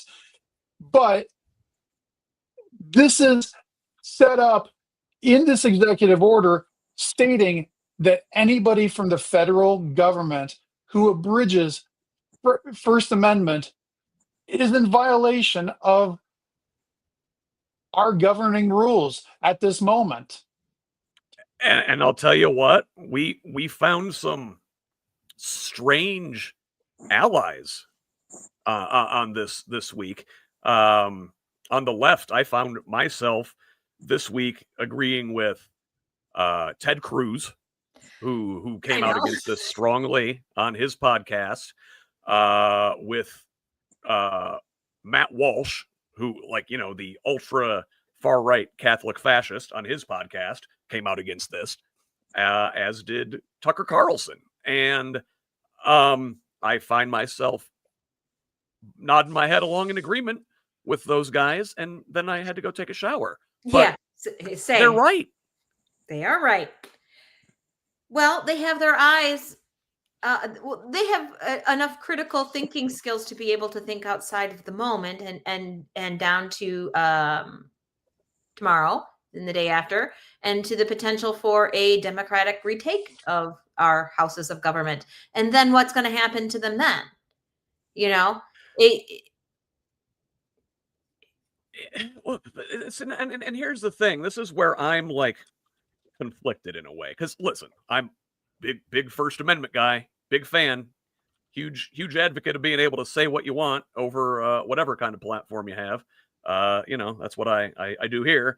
But when you talk about folks like Walsh and even Charlie Kirk himself or Tucker Carlson or like, I kind of wish maybe we had some sort of regulations in place about the kind of things you can and can't say in public. No. Can't. Listen, no. Like, for example, look, in Germany. Where are you going with this, Scott? In Germany, it's illegal to fly a Nazi flag. I think, or even a Confederate flag. I think it should be. I think the Confederate flag is a symbol of terrorism. Like there are. Question, though. But let's say, what if I have Confederate flag boxer shorts? Only if they're poopy, then they're okay. In public, you get arrested. Oh, Scott, I want to be with you on this. I do. And Abdul, I'm probably going to surprise you here.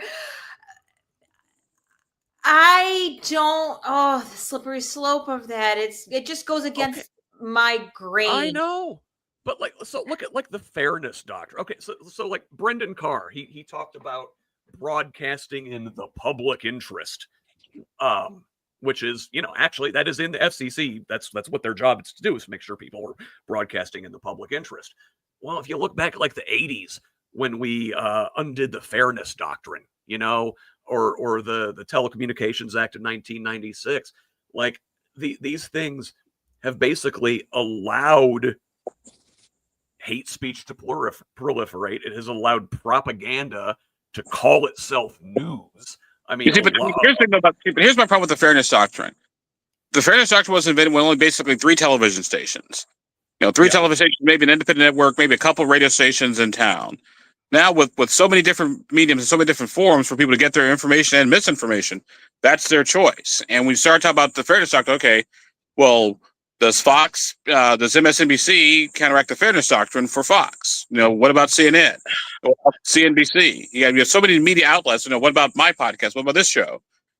Someone says, "Hey, we want equal time." Okay, well, equal time against who? Cliff, Tracy, me, Scott. Yeah. We have 10 television stations here in Central Indiana. They're owned by 3 people. Yeah, well, and that's a separate issue, which I do actually want to come to here in a moment. But just, I mean, I'm not saying that there should be limits on speech. I'm just saying it's not as cut and dry as we think necessarily. Like, I don't know. Like, listen, Fox News. I talked to a woman last year. She made a documentary about Fox News and how it, brainwashed her father and how they used like actual like cult mind manipulation techniques to get people worked up into an emotional state. And I mean, if you look at our world now in 2025, would it have come to this place of political violence and the demise of the republic without things like Fox News out there? No, I'm not saying we should ban them or anything. I'm just saying, like, it's worth thinking about. It is, and it's thorny as F. It really is, because your example, Germany, their laws still did not stop the rise of the ADP, and they are facing the same troubles that we are. They're ABS, banning them back a little better. And so, AFD. Thank you. thank you. Sorry about that. Yeah. But the point is that they like nations across the world are facing the same resurgence of nativist totalitarianism and those instincts. They are embedded somewhere in our cultural consciousness, and to try to figure out how to root those out is a deep ask. And I think it hurts my heart as an American to start talking about governing speech. But you're right. Fox News has been able to manipulate the fact that an undereducated audience is extremely vulnerable to the kind of tactics that operate on a subconscious level. How do we address that as a nation? How do we make sure that our people understand how to responsibly engage with media? We don't have a system for doing that yet. We need one. It's and it's really tricky because, like, yeah, you shouldn't be able to broadcast lies across the airwaves and call them truth. Now, the problem with that is, who determines what is the truth, right? Now, we've already got this administration. They're memory holing studies about the actual sources of political violence. They're going ham on the CDC. So with an administration like Trump's in office, they can say this or that is the truth, and if MSNBC, for example, goes against them, they go, "Oh, well, you're broadcasting lies. We're going to shut you down." And that's where you wind up getting into this problem of state media, right? And that's why I think we should be concerned this week about the TikTok purchase, which I mentioned as we got here. So that's the Ellison family, along with that's Oracle. That's the Ellisons, Andreessen Horowitz, and Silver Lake is a equity firm, are apparently going to buy an 80% stake in TikTok, with Chinese shareholders owning the rest. It looks like Larry Ellison, the Oracle executive, would be the CEO of this new company, and Ellison, huge Trump supporter, right? Additionally, his son David is the CEO of Skydance, which recently merged with Paramount, giving the Ellisons control over CBS, including CBS News. They appointed an ombudsman, Kenneth Weinstein, a big Trump supporter, former CEO of the conservative Hudson Institute think tank, to kind of oversee what they're saying there at CBS. Apparently, Barry Weiss, former New York Times reporter, ultra-Zionist and big anti-woke zealot, is on tap to become the head of CBS News. And additionally, this new conglomerate is looking to acquire Warner Brothers Discovery. So then, in addition to CNN and Paramount, you're looking at Nickelodeon, Comedy Central, Discovery, CNN, like major media consolidation. So then you've got, imagine this goes through, you've got big Trumpers, Ellisons, Andreessens, running CBS News and CNN and Comedy Central. There goes your Daily Show, right? You've got cowards at ABC now knuckling under, canceling Kimmel in response to this Trump stuff. Obviously, we know about Fox and the Murdoch family. ABC, CBS, Fox. There's your big networks. NBC, to this point, is the only one that's not under the control of like rabid Trumpers. But I mean, are they next? Like, are we, Abdul, on our way to state media? I don't think so, because here's why. In the American tradition, there's always been sort of unhealthy skepticism with our news business and news information, which I love and appreciate. However, I think that for the most part, people are smarter than we give them credit for, and people can smell. And I think most people can smell a snow job when they see one. If all the news starts changing, Trump is great, Trump is wonderful, be like, no, I'm not watching this. And they stop watching, they start losing advertising. So I argue the best way to deal with this is you hit people in the pocketbook. I won't necessarily call it cancel culture, but you're right to spend your dollars where you see fit in on news organizations that you believe, reflect your values, which is, open, honest, free flowing, civil debate, or civil and spirited debate. So I would argue the best way to deal with this is with your pocketbooks. Will there be any options left to vote with your pocketbook? Yeah, if, and like and all if you watch of the Fox news organizations News, are. like, yeah, no. I mean, the worst part is Trump has floated investing 20% in ABC to get rid of the woke out of it.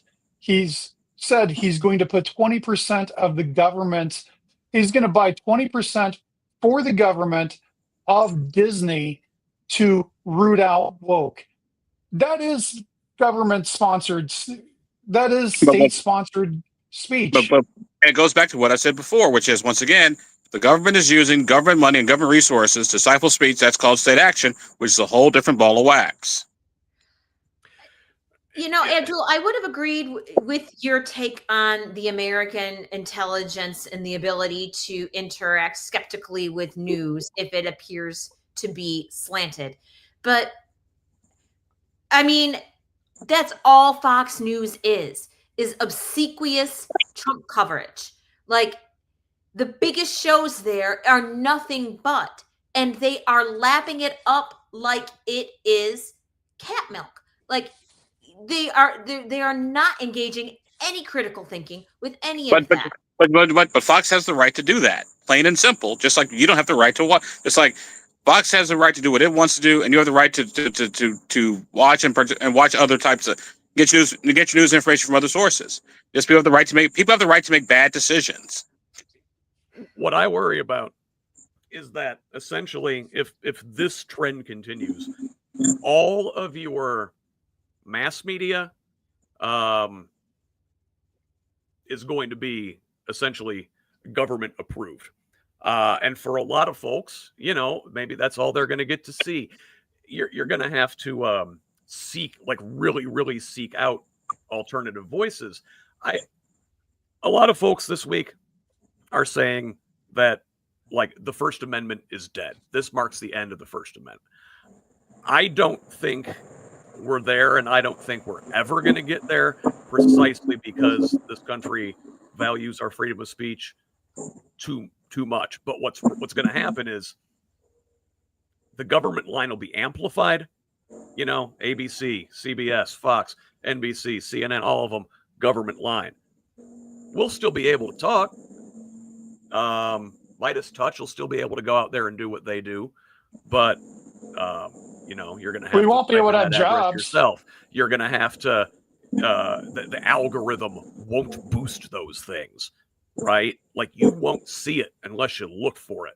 That's like what I worry about. The social media. We haven't even talked about the social media aspect of this. We're talking about broadcast right now, but like, listen.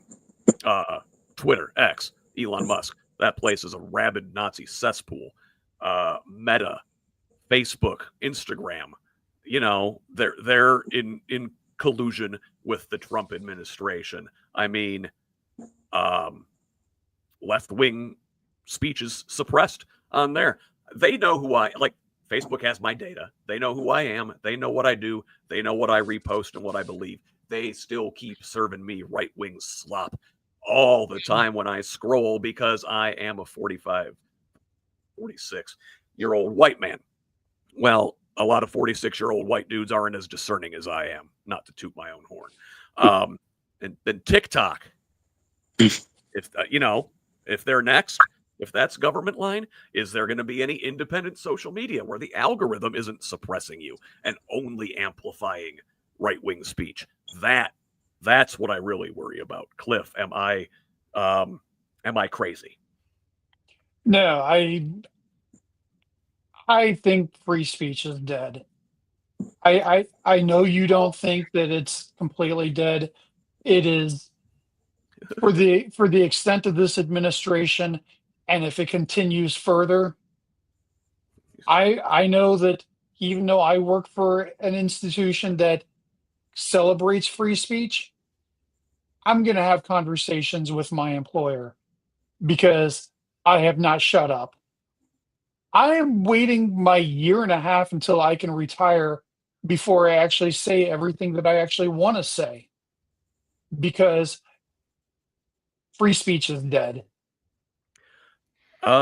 Tracy, dead or mortally wounded? I'm not willing to say free speech is dead.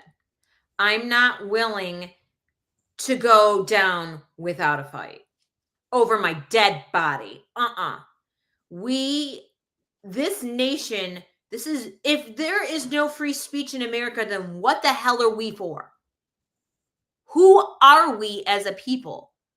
I am not going to go down like that. And I know that there are millions that feel the same.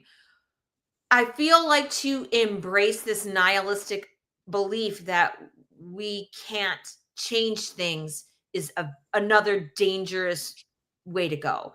And I understand that instinct, Cliff, and I'm not bagging on you, but I am saying that for people who are listening and you're feeling despair over this tide that it feels like we can't shift. I don't believe that that's true. It's only been a week. We need to give it time and give people time to react. And then we need to react. We need to be pushing back on this in every place that we can. And I know it's exhausting, and I know we don't want to have to do that, but it's if not now, when, and if not us, who? We cannot let the one defining characteristic of our nation that has united every single faction across us Abdul, go without a Cliff fight. says dead. Tracy says perhaps dying. Is Abdul team tis but a scratch?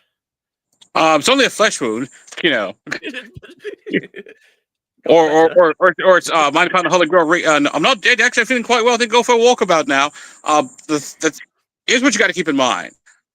There's always been a tension regarding free speech in the United States of America. Go back to the founding of the Republic. What's one of the first laws that the founding fathers passed? The Libel and Sedition Act.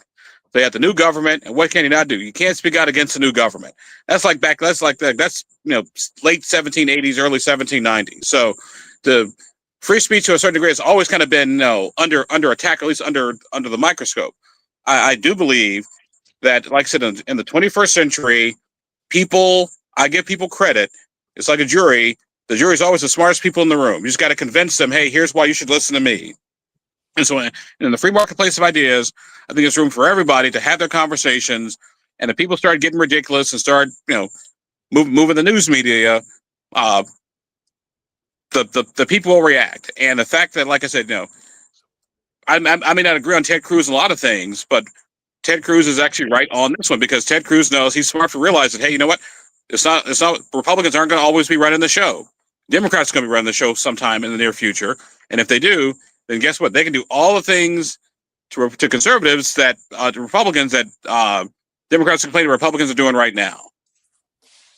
Abdul, your historical perspective is actually really comforting because we beat back McCarthyism before. We can do it again. And it didn't seem possible then, but it was. And at the end, you're having Senate hearings where people were laughing them out of the Senate chambers, or House hearings, or whoever was holding these hearings. So it's possible to turn this tide. It is.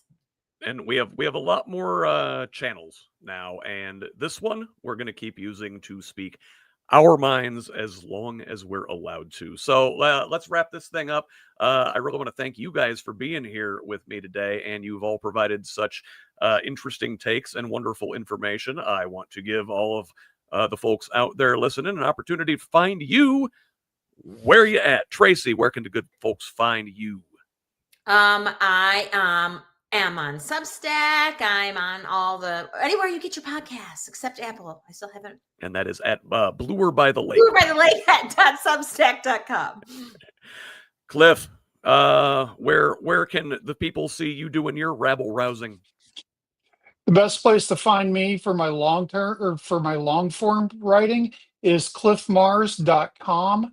That's Cliff with one F. Mars is in the planet.